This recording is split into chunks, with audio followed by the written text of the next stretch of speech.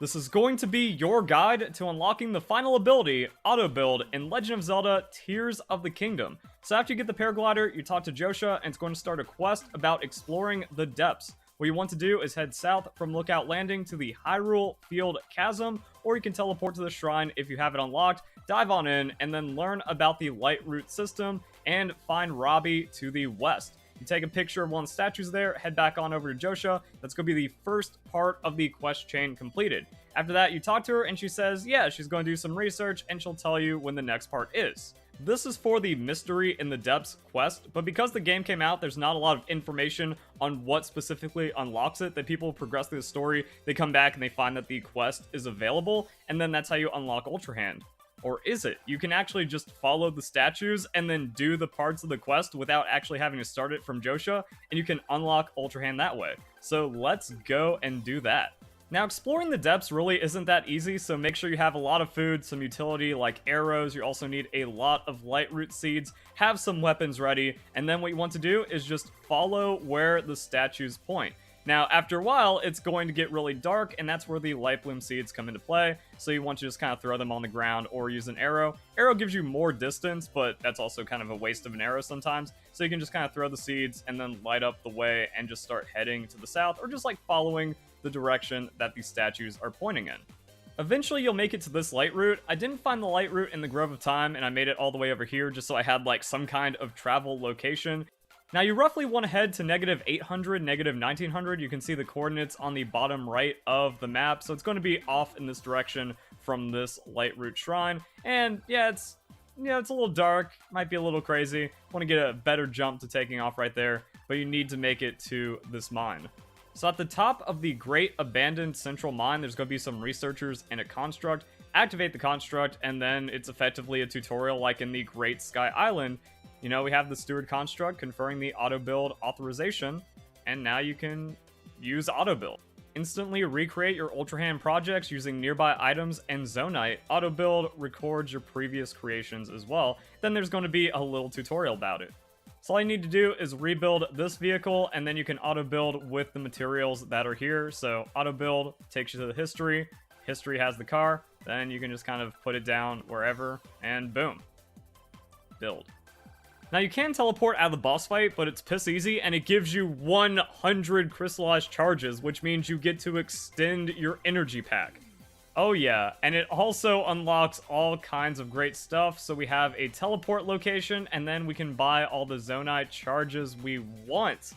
And now that we have auto build, the world is our oyster. So you can use Zonaite to make up for the components that you don't have, or you can just put Zonaite devices in the world and then build from that, or you can just kind of make your own contraption, and then it's going to save wherever you find components out in the world. So here we have a cart, we have some fans, and I'm going to make a flying device that you can launch from anywhere. Now, since it's a flying machine, balance is important. You want to have it centered on the cart, and you also want to make sure the fans are mostly symmetrical. That way it's not going to go flopping all over the place. And if this is a blueprint that we want to keep deploying with auto build, then we want to make sure that it works properly. I'm going to be going more in depth on how to make cool contraptions, so get ready for that guide in the future. Same for the Zonaite component dispensers, as well as getting to the Sky Archipelagos, but if you want to find this location, it's going to be close to this Skyview Tower, which is going to be on the east side of the map. So what I like doing with open world games is getting the basics from the beginning, skipping the early parts of the story, and jumping straight into the mid-game, and then using that to kind of accelerate everything. So this is a rather expensive contraption. We don't have enough Zonaite for it, but then we can actually just kind of take out a couple of the devices that we need. I like having batteries like saved. Also, we can attach a steering stick onto it so we can further customize the thing we have saved. And then we can pull all of these out, and now it should be significantly cheaper. Wow, the batteries are very expensive, but I guess that makes sense. However, we can still build it. So boom, there we go. And then we can go back to the Ultra Hand, slap this bad boy on it, and hopefully it just kind of like works all cool. And just like that, I've got a pretty nifty flying machine I can just deploy out in the world for faster travel, get up mountains, bypass some cliffs or roads, and then start unlocking everything that I need to.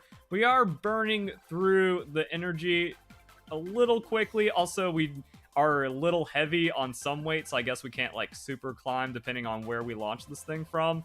And that's also why we have some other resources we could take advantage of, that if we buy the large Zonaite charges with the large Zonaite, then we can just kind of have like an infinite energy boost. We want to wait for like the batteries to wear out, and we want to wait for our battery to completely drain for like maximum efficiency. We can still just kind of like drive this thing around, which is pretty cool. Actually, I forgot, the glider is going to despawn itself. So I think I made it to where there's like just enough for my energy pack and all the batteries. And then again, we can just kind of redeploy it as we need to. Let's get some distance, and there it goes. So yeah, that's kind of neat. I was not expecting the cart to almost take us out though. Now you can find Zonaite throughout the underground and by defeating gloom enemies, but they're called mines for a reason. So from this light route, you can just kind of jump down into this mine, and there's all kinds of good stuff. So bring some kind of rock hammer and farm it up. Is that just a wall of it? Yes, it is. And you can just kind of blow it up in different ways and mass mine it. And there we go. We just got a good amount right there.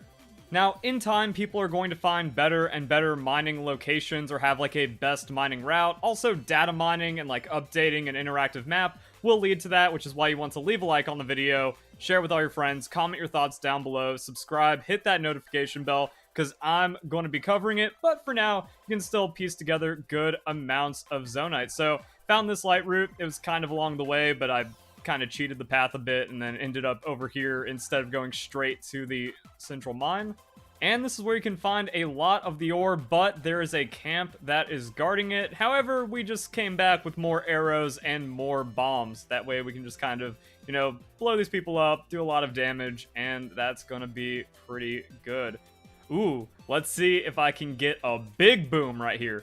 Big boom on the explodey shield. I like it. And yeah, so defeating the enemies is going to give you some resources. Popped him.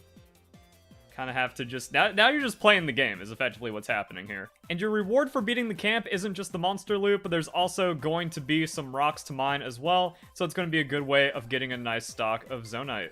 So that's pretty much going to be it on the guide. Please comment your thoughts down below. Did you enjoy it? Did I do a good job making this guide? Since I mostly cover Pokemon, and this is just like a crazy, massive open world game with all kinds of secrets and things to discover, want to make sure I'm making the best quality possible. Also, shenanigans. Well, there it goes.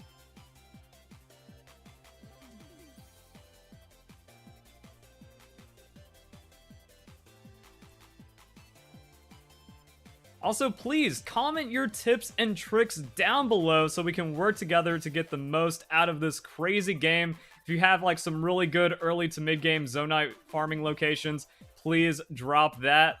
And when I stop being terrible at the game, I can start my progression with the cool things I discovered while making this video. So I hope you guys enjoy the video. Hope you all have a nice day. Thank you very much for watching. Probably needs a third fan.